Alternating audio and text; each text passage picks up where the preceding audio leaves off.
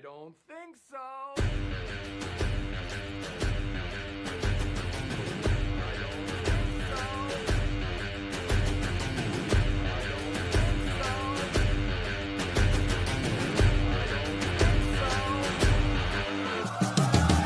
Welcome to Title Adam in the House, the podcast where Florida real estate gets real. Buyers, sellers, builders, and lenders. If you're in the game, then you belong in the house. Let's get you to the closing table fast and with less stress. Let's go. Solanch Wong is a licensed real estate agent, general contractor, mother, daughter, wife, friend, community pillar. We're really excited to have her here, and she hangs her license with Hustlebees Realty, which is another local firm that we love. Solanch, thanks for coming in. Thank you. Thank you, Adam, for having me here. I was very excited since you told me you wanted to put all this together. I am a mom, a daughter, all that you mentioned, and sometimes it's hard, but I love everything that I do. You're one of the hottest agents in Lehigh Acres right now by production. You're working in new construction. You're young. You're successful. And so I'm going to hit you with the question, how is it that you manage all of this right now? Social media content creation, mom, daughter, friend, homeschooler, wife. How are you getting this done? I have no idea. I really don't. It gets overwhelming sometimes. But I mean, a lot of like the big part of it, it's my husband, my parents. My parents help me a lot with the kids. Yeah. And, it is what it is. You just have to live one day at a time. Support starts at home. And shout out to Ray, by the way, Samurai Cuts. He doesn't cut my hair often, but when he does a great job. I just don't go get it done, but he cuts my son's hair as well. And he's a great support to you. And it does start at home. And when it comes to social media content, they're your first people that are really pumping up whatever you post, right? Yeah. And they're there to support you. Well, he actually comes in before I post it because he's the one holding the camera most of the time. Yep. Yeah. We posted an interview the other day that you did where I believe he filmed it, and stellar camera work. So invited on the show anytime, Ray, whenever you want to come in and work the board, cameras, or be a guest, we'd love to have you here as well. You and Ray live here in Lehigh Acres. You've got 2 boys, and you've now combined his studio into your home. Yes. Yes. And how's that working out? I love it. We've always done it. We started doing it in COVID when the shops closed down. I used to be a nail tech by then. That's right. And my shop closed down as well. So he was like, listen, we got to do something. I was pregnant with my second one. And he's like, we got to figure something out. And so he built our first house garage into a shop. And then he would cut hair there and I would do my nails. And that was where I was? No, that was before that was a house before that. Yeah. Okay. Back in. So you've been running this for a few times then. Yep. Yeah. It's the 3rd time we do it. Yeah. Yeah. I like it personally because you live close to me here in Lehigh. But I also like the idea of him being able to pop into dad role for a quick second. I've seen him do it. Take care of something, come right back, and not have to leave the shop, lock it up, and go somewhere else. And I saw a really cute clip of your son learning how to cut hair, and he's right there with him. He's very interested in it. Yeah, he's always asking he enjoys learning what dad does. I don't think he's a big fan of school, and that's one of the reasons we homeschooled him. Yeah. Life is hard as it is, so I don't want to push something to him that he hates completely. So I'm trying to smooth it out a little bit more. And everything that his dad does, he's always there. Like, he wants to help. When I buy like furniture on Amazon, he wants to help put it together. Yep. Everything. So he's been asking to cut hair, and then his grandpa was the first one. Was the guinea pig there, willing to try it. Who else would have done it? Yeah, so sure. Well, I wouldn't. Not on his first cut. No, but maybe later. Maybe a few years down. You know what? By the time he's tall enough to reach the back of my head, we'll let him try, because he has to grow a lot to reach the back of your head. But I think he is on his way. And there's nothing like seeing someone go into a family business. I really enjoy the thought of your son's coming up and either getting into real estate with you one day, getting in a title with me, or maybe even going into more of a creative pursuit like what Ray does with Samurai Cuts, and really enjoying what you do. But one thing that he's learning is that it is a hard life. We have to work hard, whatever we're going to go and do in our role in life. So you better enjoy it. Yep. That's exactly how it is. And I'm very happy about what I'm doing with my kids. You know, they're just living their lives one day at a time. Yeah. Nothing is being pushed into them like you have to do this or you have to do that. They're actually going back to school this August because that was their choice. Yeah. He was like, I'm ready to go back, and he's gonna try it out. So he did 1 year homeschool? 1 year, Yeah. yes, second grade. Yeah. And he's ready. Yeah. That's an interesting time because my generation and my kids are completely different. And COVID changed a lot of that. You know, the reality is that those relationships and those situations that you're put into as a child in school and public school even are character building and character defining. And so to be in a spot of safety where you're not being challenged socially, where you're not being forced to assert yourself in the pyramid, so to speak, maybe it would be good for him to go back and get in with his friends. I think and so. And you know, I think he's ready. One of the reasons that I took him out of school was because one, he wasn't enjoying it. Yeah. Like it wasn't something pleasing for him. And I don't, just like you say, let's study something that you want to do for the rest of your lives. yeah, Same thing with going to school. They're supposed to go to school for 12 years the least if they don't do something after. Yeah. And you know, if they hate it since day one, then what are we doing? Yeah, Like, why it's just why? miserable. Yeah. So I decided, hey, let's take a break. Let's do homeschool. He's still learning. He's Yeah. still taking tests. He's Yeah. still doing what he has to do. And, you know, he enjoys time with mom and dad. Yeah. We both work from home. If I have to go out and show houses, he comes with me. So, you know, he's very involved in our lives, and so are we in his life. So if I think of a second grader and I think about them going through a day in your life and in your husband's life, think about the lessons that they learn. Yeah, it's not textbook. It's not, arithmetic and all of that, but we're talking about social skills, watching mom and dad navigate business decisions and conversations, watching you handle difficult situations maybe with customers or having to do things that you don't like to do and setting that example for them. Kids do a lot in school and they learn a lot in school, but school is really kind of like also a babysitter. And I think that when I see a parent, and I've said myself, if I pull my kids out of school to take them on a trip to Washington, D.C., that's far more valuable than the time that they would have sat in a classroom. I believe that is, unfortunately, I don't get the opportunity to do that as much because I stay busy with work, but I would always say that would be It would be better. better. Yeah, I definitely thought so. And, you know, people like to comment and have opinions in what you do with your life, which I totally hate, but it is what it is. Yeah. A lot of people told me that I was crazy, that kids need to go to school, that everybody went to school and everybody's doing just fine. I had to do it. They have to do it. Exactly. Yeah. But, you know, they've gotten the chance to be with us throughout everything. If we're talking about a problem, they're there listening because where are they? They're home. Mm. If we have to take out the dog, they're there. If we have to clean something, they're there. I feel like it has given them the chance to value everything that mom and dad do since they wake up in the morning until they go to sleep at night, and they value it a little bit more. You go to school and mom and dad are going through life's challenges Right. all day long. You don't know about it. You don't know You what don't they're know. You doing. come home and mom and dad are tired, they're frustrated, they're worn out, and you go, "Well, Why? Like, why? I just got home. Yeah. And so when they see you during the day, maybe they do get to see that side. And maybe it's okay to protect them from some of that. You know, maybe they don't always need to see it. But I love the thought of a positive example and seeing what mom and dad do. You know, it's the take your kid to work day, but for a longer every day, period, yeah. right? But the thing that I would be challenged with is like, I struggled with math as a student. So I believe that I could struggle as a teacher teaching it. And so I think when I had a conversation with Ray about it, he said one of the things that we want those basics to be really ingrained, and that maybe if he wanted to take another run at homeschool, you know, in 7th grade, it would be easier for us.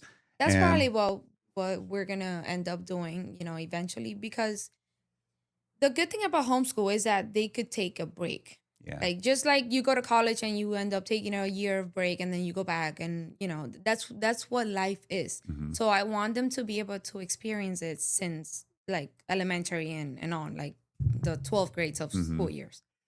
And I really enjoy that he could go back to school this August, and then next year he could tell me, I want to go back home, and we could do it again. Yep. And it's on and on. And like Ray told you the other day, the bigger they are, the older they are, the easier it is. Yeah. Because they kind of know what they're doing. It's a little bit harder now because like, hey mom, I need help with this, or I've never seen this before, and I go in and I help them. Mm-hmm. It's not a problem for me. I was always very good at math. Yeah. Okay. So I help him, and it's pretty cool. Yeah.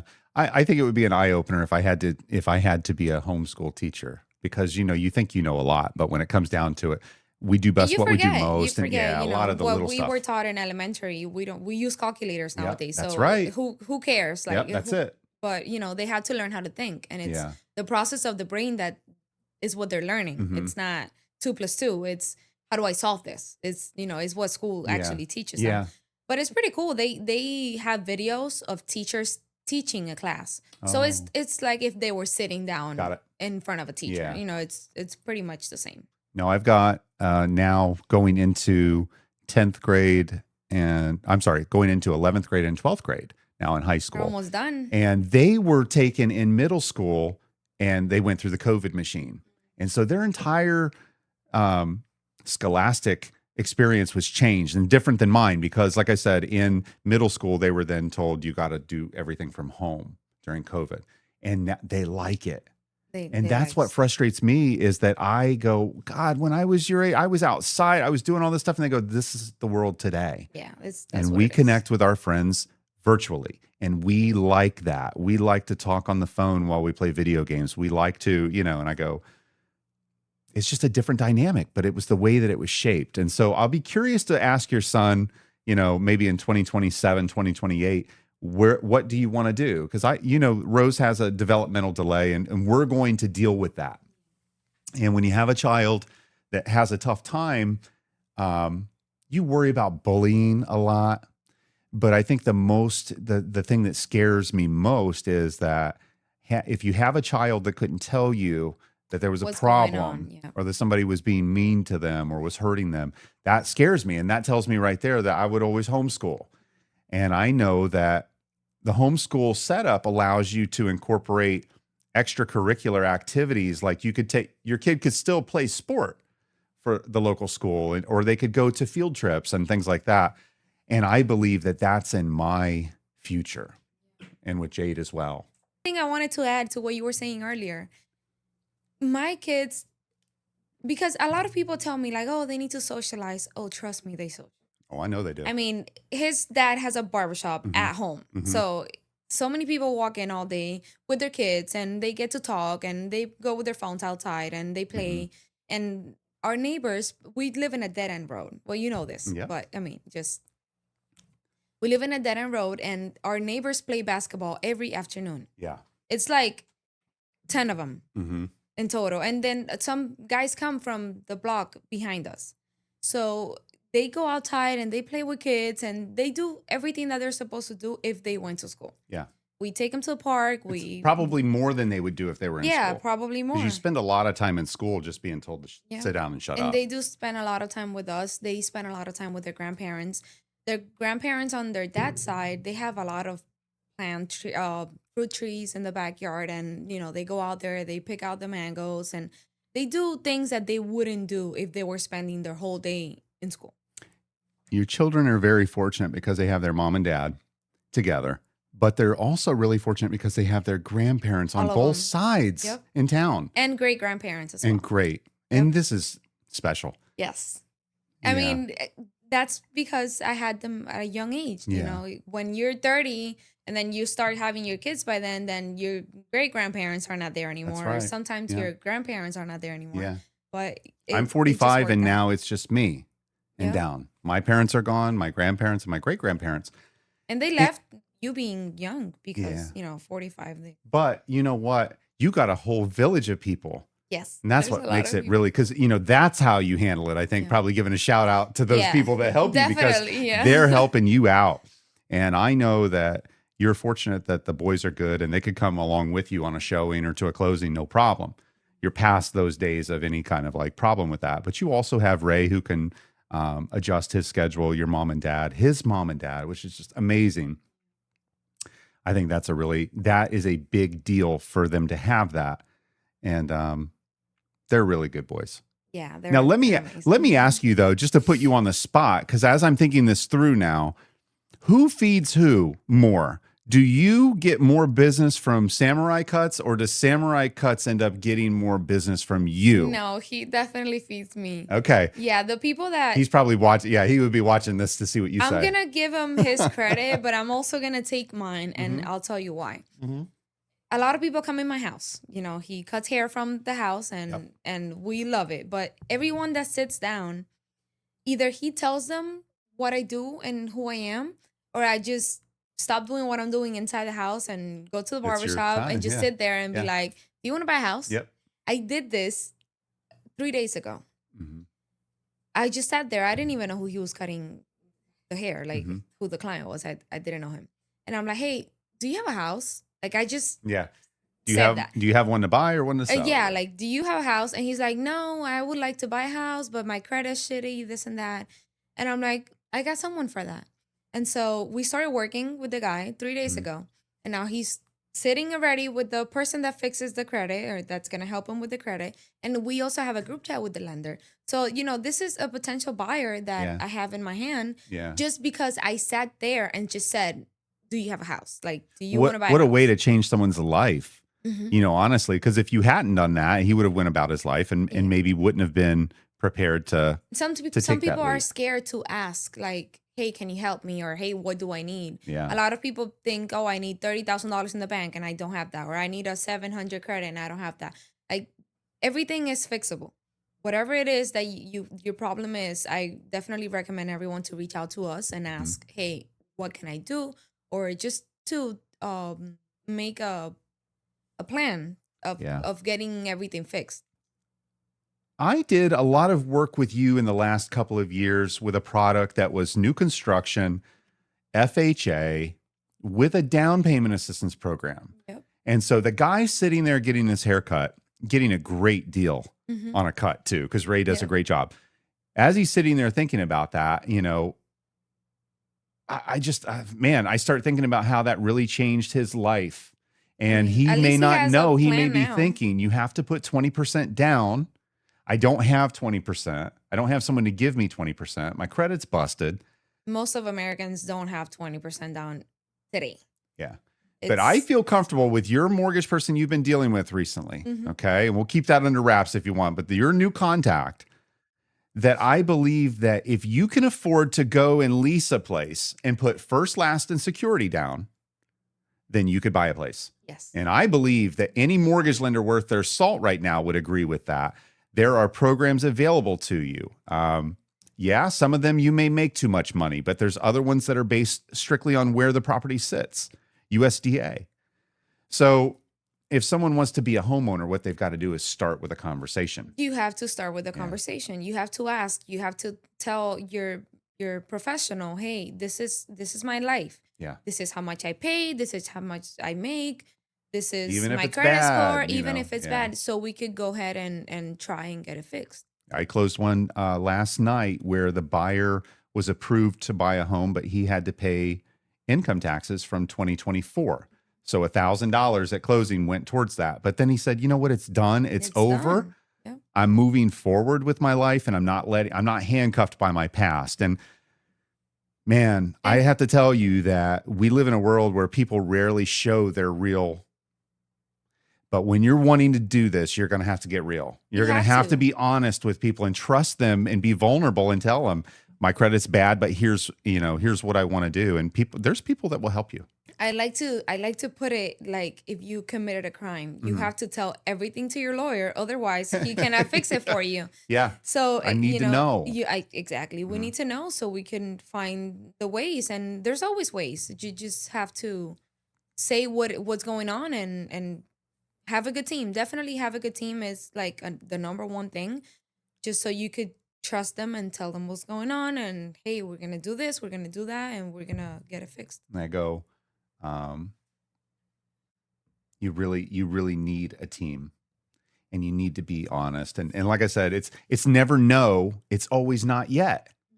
If you filed bankruptcy today, A good lender is not going to tell you no. They're just going to say not yet. They're going to Not give you a yet. plan to get ready for that. And that's really cool. Yes, Now, it's do not you like your life is over. It's just, hey, we just gotta wait a couple of years or a couple of months, or hey, we Yeah. could do this next week. It just depends on what it is. Your business is probably, I don't know, I would say maybe 80-20 homes versus land. I mean, you sell a lot of land, but you sell a lot of homes. Yeah, I work a lot with builders, so these builders buy lots to Yeah. then go ahead and build, and then Yep. I sell their property. So Yeah. it's 80-20 And probably. do you feel like when you do the homes though, are you primarily doing FHA deals where we're doing less money down, or do you have people that still come in and put 20% Last down? year I was doing a lot of FHA, but this year for some reason I've just gotten a lot of conventional. Yeah. I haven't gotten a 20% down right now because the way that the market is working in Lehigh, if you have 20% down to buy a house, might as well just build a house,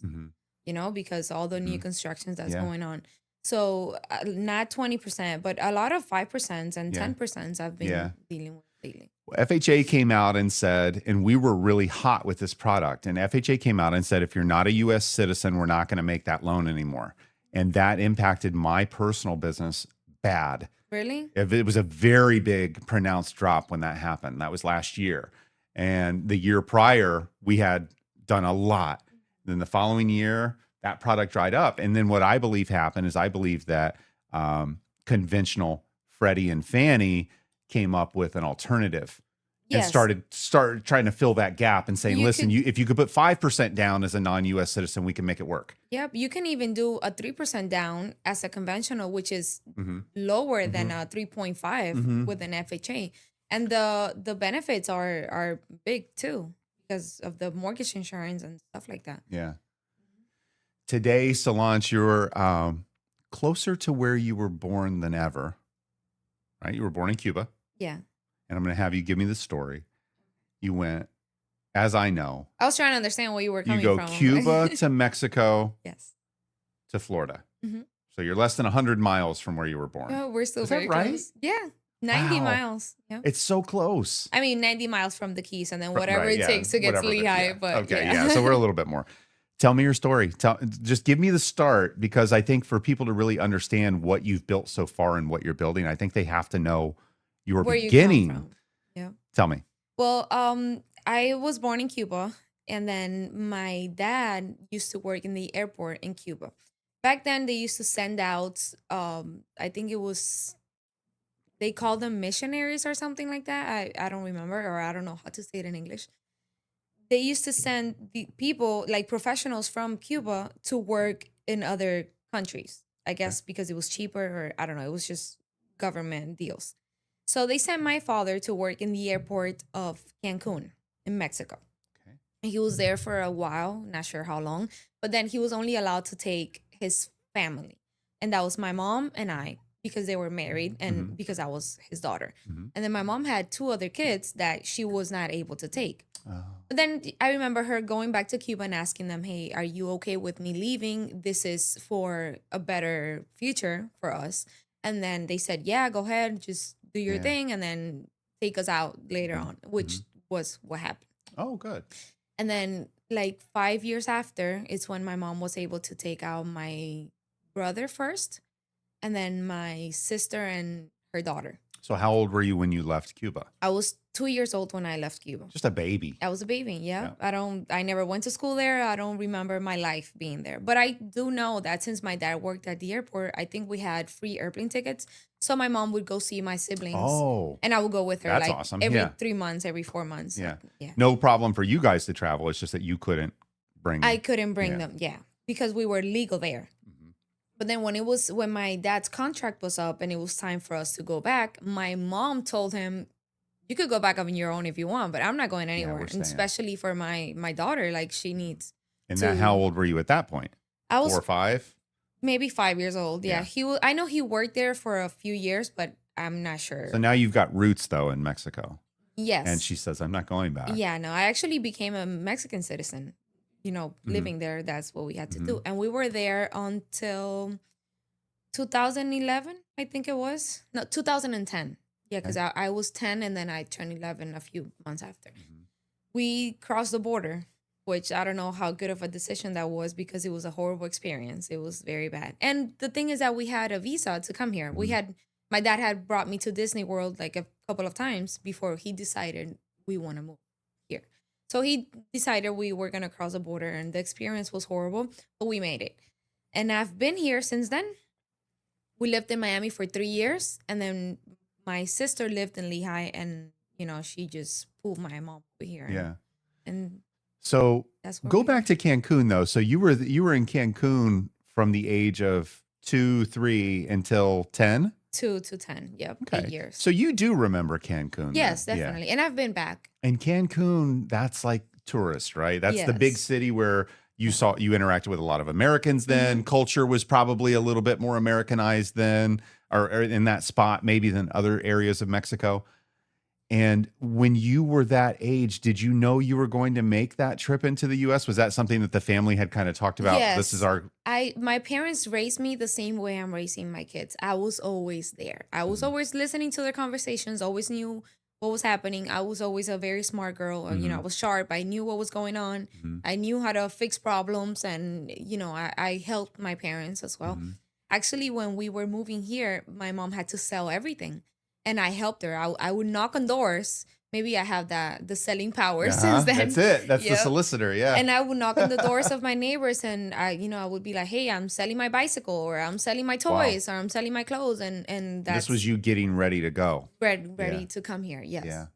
And I was very excited about coming here. Yeah. One, because I had already been here, and life is completely different. You know, the U.S. is the U.S. Yeah. And I was very happy and excited. I went to a bilingual school in Mexico. So I had a little bit of English, not a lot, what you learn, the to be basics, verb and all that stuff. But I had a little bit, and it helped. And every weekend, my parents would take me to a hotel. That's what you did in Mexico. You would go to hotels every weekend, the pool, the beach, the all-inclusive. That's nice. That's like the Hyatt here. That's what you do most of the weekend. So I did a lot of that, and I would just sit and talk to the American people, the tourists, and I would catch my English. You're getting your English up, and I was always outgoing. It's always been what you see now. That's always been myself. I can imagine. Yeah. So, and if you were that age and you had the power of Snapchat and Instagram and everything for your family back home, you would have probably been making them want to come right away. Yeah. Like, I got to get there with her, my family in Cuba, what I still have now, they've always wanted to come, but I remember when my grandpa was alive, my mom put like some paperwork to bring him for a vacation, not to move him here, but to bring him for a period of time, and they said no. Wow. So he died, and he wasn't able to. No. Yeah. That's tough. Yeah. He actually passed away when I was pregnant with my second one. And it was hard, and it was sad because I knew he was very sick, and then I went to sleep that night. I was super pregnant. I was like 8 months pregnant. And I text my aunt in Cuba the day after, and then I asked him, "Hey, how did he do overnight?" And then my mom calls me. As soon as she calls me, I'm I knew. And then she's like, "Your aunt didn't want to answer your text because you're super pregnant, but he didn't make it over the night." But I got to go back, and I told my mom that I wanted to go back and, at least just hug my aunt and just have a moment. Yeah. And I went to Cuba last year. Now, when you went to Cuba last year, because Cuba's in the news, and I said to you, Solanch, like the fucking pinche güero over here, I'm like, Solanch, what's going on in Cuba? They got to stop with, and I don't understand the politics. Yeah. I don't. I've come to understand. There's a lot that I don't I'm not qualified to speak on it. But when you were there recently, what's it like there? It's tough. It's tough. I mean, the power, it's what's worse, because the rest of the stuff you get used to living. The human being is designed to get used to whatever they're living, to adapt. Just either you're rich or you're not, or if you're having a tough time, you just adapt to whatever it is. Or there's some people that just want to get out of it and they find a way. Others just say, this is what it is and this is what we're going to do, period. My family in Cuba don't live so bad. They have a farm, a little farm. So like they plant their tomato seeds and they have tomatoes for dinner, and they have animals too. They have chickens, which they cook, and they get the eggs. Oh, so they're self-sourced. Yeah. A lot of it. Yeah. And my aunt has a daycare at home. So other moms that do have to go to work, they leave their kids there. And most of them have parents or family members that live here. So the people here pay for their child care over there. Yeah. So my aunt she's not doing bad at all. Yeah. It's just the power that kills you, because like if you don't have power at dinner time, then what are you gonna eat, or how do you cook? But, How they do you do. keep your food from How do you? spoiling? Yep. Air conditioning. I mean, It's a bad. lot of people take power for granted. We live in Florida where we have hurricanes that come in and we'll lose power occasionally. And how about a hot water heater? I mean, I don't know. Some people don't have hot water heaters around the world, but for me, I've noticed when I don't the know water's what not I would hot. do if I It's had to hard. shower with cold water. Yeah. But where my family lives, what they do is, which I find very interesting and creative, because it's like, yes, we have a problem, but we have a way of fixing it. Mm-hmm. They will just heat up water and like They'll figure it out. they'll make a Yeah. fire and heat Yeah. up water to shower. It's not Yeah. like, hey, we're just gonna do it with cold water because Right. there's They're no going to power. do it. Yeah. They're gonna figure it Yeah. out. Just Yeah. like they cook, they make a fire and they cook, and just some wood, some fire, whatever it takes, and they make it happen. So you've lived so far in 3 countries. Yes. You speak 2 languages? 2 languages. Okay. And you speak them very well. Thank you. When you're dealing in Florida with someone that has a fellow romantic language, I ask Jade this a lot. Do you feel like you're able to kind of get through Portuguese? You're kind of able to get through Italian, where they're kind of the same? Or do you feel understand like a it's few like words, just but enough to get in trouble, maybe? yeah, I mean, technology today helps you with a lot of things. You Yeah. can just pull Google. up your phone, Google listen Translate. to whatever they're saying, and be like, "Hey, give me 1 second," and just try to make it work. Just Mhm. like what I was saying about Cuba. Just, we have a problem. How are we gonna fix it? Let's just try to make it work. That's Or one. hey, don't call me, text me, email me. Yeah. Like, let's just That have way a we can read it. communication. Yeah. Well, that's one thing I really appreciate about Solanch, and just to give you a shout out for it. I have a lot of real estate agents that I work with that their primary language is Spanish, and their comfort is to speak in Spanish. And I value that. I respect it 100%. I'm not fluent in Spanish, but I work hard. And Solanch is one of my agents that will say, I will translate for you. Like, we'll build that bridge together. And I value that because I have friends in Lehigh Acres that are really, really doing great work in the Hispanic community. And they told me, it's like, I love you. I'll like all of your stuff. I want to come to your parties. I'm not going to use you for title. And because there's a bridge in the middle. Yeah. Like, but I've watched you, I've closed deals with you. none of my And clients speak English. Like, most of them just speak Spanish, and I'm always gonna bring them here. Yeah. I love Title Adam, and No, thank you and for we'll that. make it work. Anyways, I'm in the middle. I am the real estate agent. So even though you have to talk to them sometimes, that's what I'm here for. If we Yeah. have to sit down in your office and, me in the middle, where I'm translating everything you're explaining to them, or, at this point, I have the knowledge that you have given me. Yeah, right. I've throughout taught you the just about how to years. be a title agent by now. So I kind of know what to tell them, and just guide them the Now, right way. was that scary though when you first got into real estate? Because I'm asking you to explain fee simple, investing, and all of this, and like now you know the word to say. And Yes. Jade is very good at that as well, but it's probably intimidating to ask you at to first, translate something. Yep. But Especially because in real estate, I'm sorry to cut you off, No. but the hardest thing in real estate to me at the beginning was that people are not buying groceries. Like, they're putting life savings Mhm. on the table, and you just want to make sure you do the right thing, and you deliver a good job and a good Mhm. experience. so I'm firma y fecha. Yes, And then free you my do the- fecha, like, and then I do that, yeah. I tell them what the document says. I love. I grew up in Bonita Springs. I took Spanish in high school.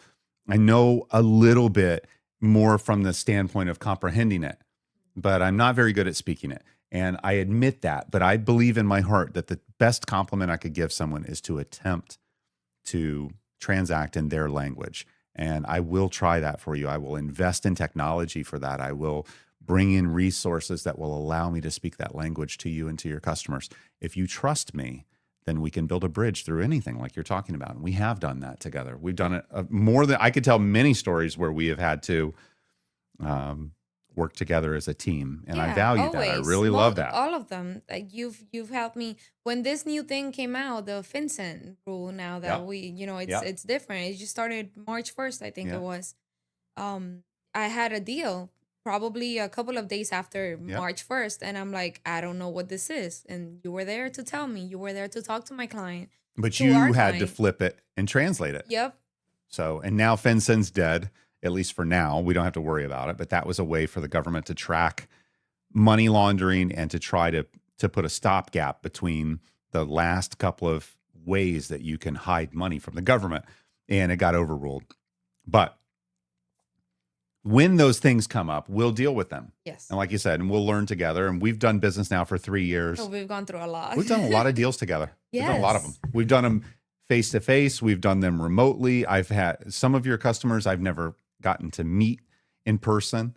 I've been at your open houses, and I've closed them at the property with you before, where we've popped champagne, which I think is always really special. I want to get more into that. Mm-hmm. I watch my competitors, and this is something that I really like that they do. And the red carpet, the velvet rope, pop the champagne, I like that stuff a lot. I do that with my clients. Well, you've seen You it do all the time on my videos. And the reason that you're not present is because usually I come here and I sign while Samurai Cuts is doing the like the setup for me, because he's always there for me. Yeah. And then I take the clients to the property once we're signed. Yep. And then I'm working on wrapping up the paperwork. You have to stay here, and you have to got to clean the kitchen. Yeah, that's why we are a team. But it's so good, because then I see it online later, and I see that what started it at our table has now become, an event at their new table, and it's really exciting. I love working with you, Solanch. Thank I really you. do. I love working with you too, Adam. What is cooking this summer? Because now you've told me that you've got all of this wonderful heritage, and I know that you cook all the time. What are you cooking this summer? What am I cooking this summer? Like literally, like I want to know what you're cooking in the kitchen. I know that you cook all the time. Yeah, I love cooking. It's my way of giving love to my family. I love my kids, and I have all boys. Mm-hmm. I have Riddle, he's a guy. I have my 2 boys, and then I have Bruno, which is also a boy. Mm-hmm. And I love to just be their woman and cook for them like the old days. And you can't just think that life is about working. Mm-hmm. I am not a workaholic. Mm-hmm. I'm definitely not. Family is my number one thing. I like that. And I feel like me being such a family-oriented person has brought me a lot of business, because people relate with the way that I run my family and the way that I run my life. So I really love that, and I appreciate that everybody that has came to my life, to our lives, because I end up bringing them to you too. Yep. So I love cooking for them, and I love seeing them at the table, and they sing when they like something. Now, do you grill, or does Ray do the grilling? He does the grilling, but we don't do a lot of grilling. No. I'm a grill guy. I love to grill. There was a little storm that threw our barbecue on the grass, and then he was like, well, this was a good thing. Now we have to clean it. Now we have to clean it up. And then we deep cleaned it, and then he's thinking of grilling sometime maybe this weekend. Summertime. Yeah, but my mom was moving, and I was helping her, and we were doing some projects at home. Yeah. I showed you the wall that we did. Yeah. So, we've been busy not grilling a lot. Do you, because I've had flan that you brought one year to my Thanksgiving. And it was amazing. I'll never forget that. I haven't made that since that day. That was the last time I made nice. a flan. Very nice. I'll Maybe you're due. I was going to say you might be due to. Don't make it as big as you made that one. That was a huge one. I mean, that's my container is that big, so I have to. It was so good. Now, do you like to do sweets? Because I also see you doing some savory stuff in the kitchen too. Yes, I've seen you do. I do. I actually did one yesterday that I told you this morning. I was supposed to bring you, and I totally forgot. But I'll bring you one. Ray? Yeah, Ray, where are you? He's eating it now. Yeah. Back to your question, because I didn't answer you. What's cooking this summer? I'm looking for fish. I'm looking for I remember my parents used to fry like fish. They would cut it into like circles like this. And I've been looking for it because I've been. What kind of fish? I don't know. Is it a white? It's white fish. Yeah, I don't know. I've been looking for someone that sells it, or I have to maybe go to Publix and see if they have it there. Yeah. That's something I want to cook this summer. And back to the sweets. Yes, when I did nails, when I was a nail technician, I used to sell flans as well. And I used to sell arroz You can con tell. leche. I used to sell a lot of stuff. So yeah, I like to do You can tell anything. that you're very good at it. Thank you. Thank you so much. I'll bring you something. I was going to soon. say, feel free to bring samples at any time. And We should make some for the closings. Just have them there that for would be the. nice. Yeah. I think COVID kind of stopped a lot of that. Because, you used to put like a plate of cookies on the table and Yeah, then but people start going. now everybody wants to put their hands on there. Yeah. Individually wrapped, so. And now we have this new virus going on. So it's crazy. Yeah. We're going to be back locked up at home. Now, about property tax. What's happening now? Yes. And I'm excited because I've been hearing You like that? Yeah. You like that a lot. And I think it's going to be a great relief. Anything that saves us money so we could keep growing is just great for everyone. So for those that don't know, Ron DeSantis, the governor of Florida, has come up with an initiative to effectively eliminate property tax for homestead property. So it would start like this. It would increase the homestead exemption to $250 and then ultimately continue raising that up until I believe $500,000 over the course of several years. And I was talking about this last year, raising the homestead exemption to $100,000 for a responsible step in the right direction. But now here we've got this complete elimination. And I'm not surprised, Solanch, but I am seeing a lot of pushback from people at the county level, from people that are basically eating up a lot of the tax revenue that's not going to be there. They're fighting over it. And they're trying to say, what about the schools? What about the hospitals? What about the security staff for the Miami Board of Commissioners? Like, they're going to have to make some decisions and say, this is a good cost. This is a bad cost. We like it. We don't. I don't want to see our roads go down. Right. I don't want to see our police force diminished. I don't want to see good teachers no longer teaching our kids when they go back to school. But I do believe that we can do this in a way where the non-homestead properties, the Airbnbs, the commercial, the hotels, that they can pick up some of that. And the question is, can they pick up all of it? And we just don't know. We don't know. But honestly, the way that I see it is, it's better that the properties that are actually making money, because you're not making money off of the place that you go home to bed every day. That's right. Like, That's right. It's not fair to tax that. It's not fair to tax that. And, the properties that are actually making money, they're making way more money today than they were making years ago. Yeah. The Airbnb is a new thing. It's been around for a few years and all that stuff. And after COVID, a lot of people started making money from their houses. So now you could put an ADU, you can put a tiny home in your backyard legally. Legally, yeah. There's way more things to do now, and I'm sure the government is gonna find a way to structure everything and tax it. And of course, we're not gonna drive in broken roads, or the police is not just gonna not get paid. We need all those stuff, but I'm sure they'll figure it out. It's none of our business. They're gonna have to figure it out. But just to make it real for you, I'm closing a deal right now. The sales price is $360. Taxes are $225 per month of that payment. And so if you had an extra $2,500 a year to buy groceries and to buy clothes for your kids and take them on a trip, or to, or to even pay for gas, that's so expensive just to survive. Right now. Yeah. That's a lot of money. And I guarantee you, if the average Floridian is anything like me, that $225 won't go in a savings account. It's going to get pumped right back into the economy by me going to Il Primo, by me going to, Publix, by me going to Starbucks, by me going to Samurai Cuts. I'm going to put that money back into the economy. And I think that everybody does win when that happens. Yeah, I definitely encourage you to go to Samurai Cuts more often. I know. I'm getting really shaggy. Just because. I usually have him do sides and maybe a little off the back, but it's getting long.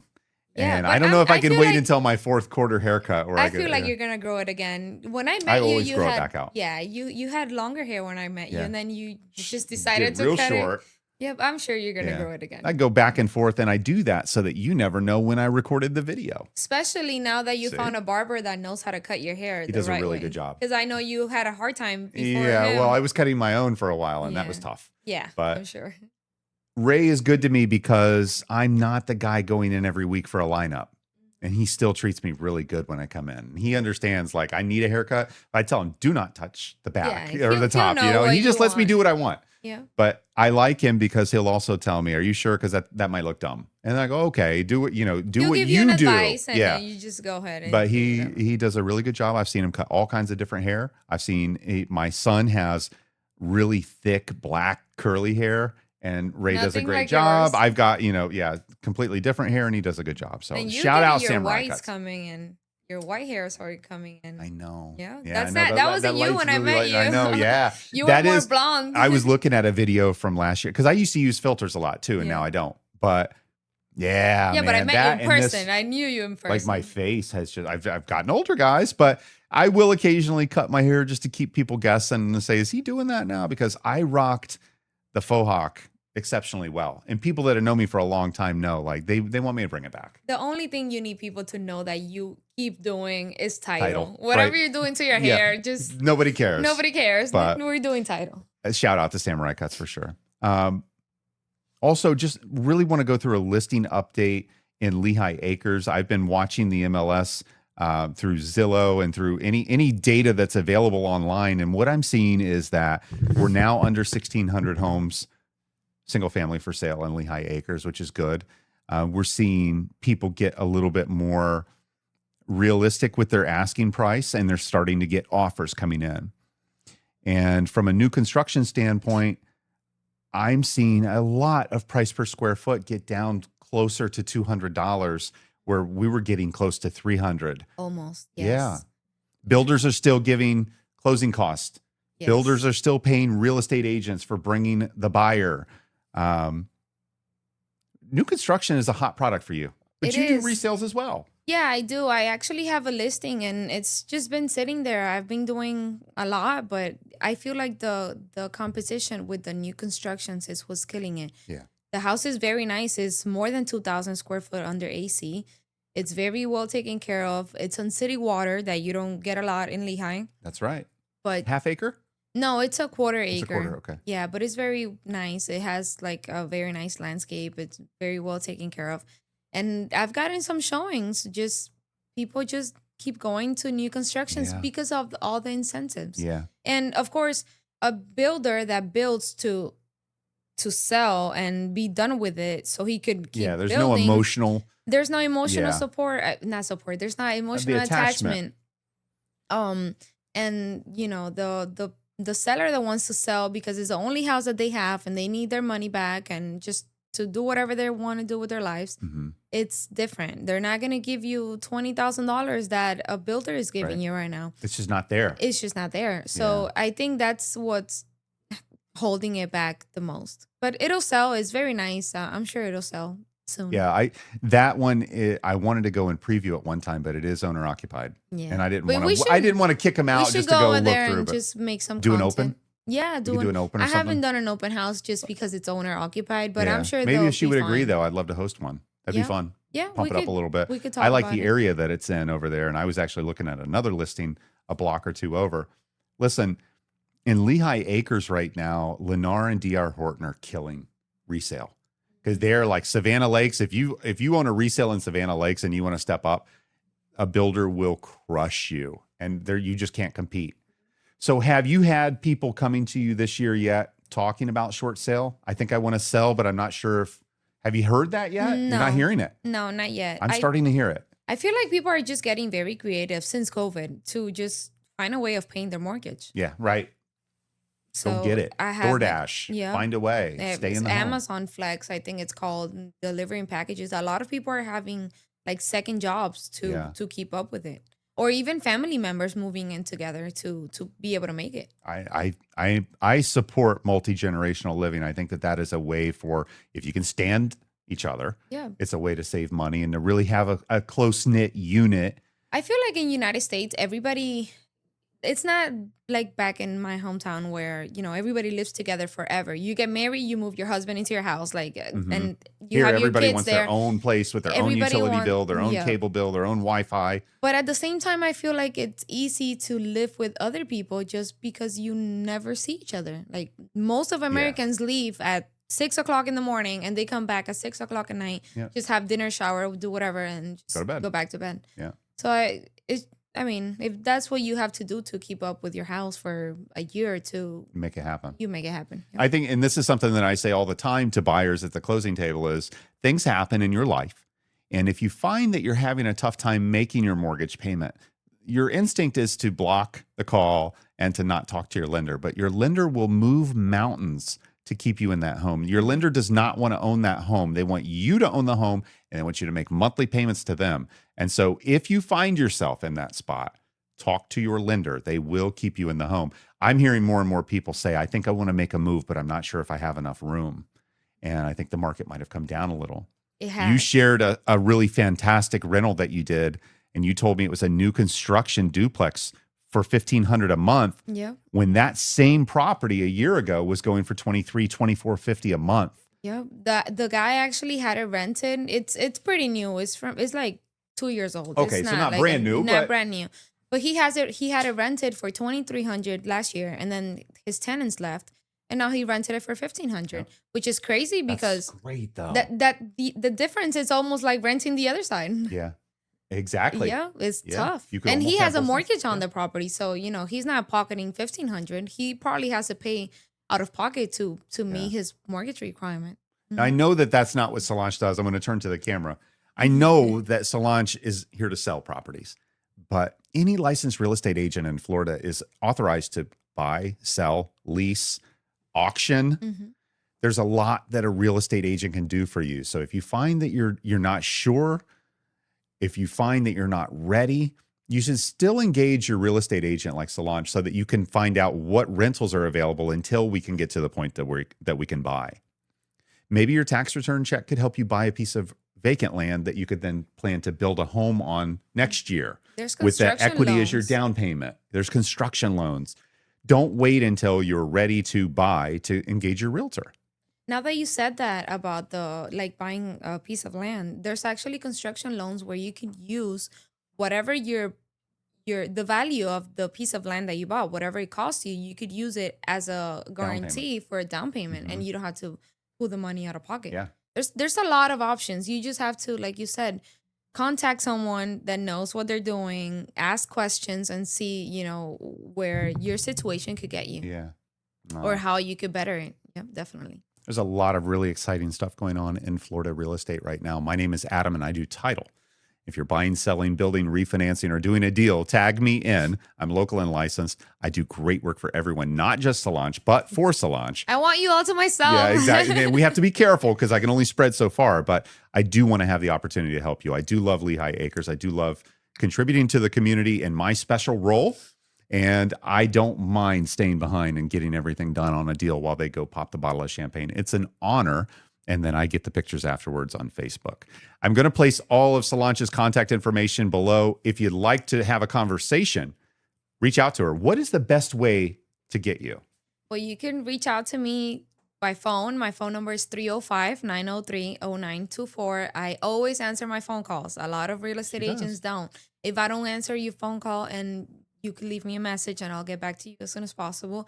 There's my Instagram that Adam is going to post, my Facebook, my TikTok, everywhere. I'm all over the place, and just give me a call. I'm here to help. I love that. Solanch, thanks for coming in and hanging out with me today. We're here on Lee Boulevard. It's Lee Boulevard Central, 3507 Lee Boulevard. It's Premier Reputation Title. I'm Title Adam in the house. That's a wrap on Title Adam in the house. Subscribe, share, and tag in Title Adam when it's time to close. You want to be a guest? Book your spot. The link's in the show notes.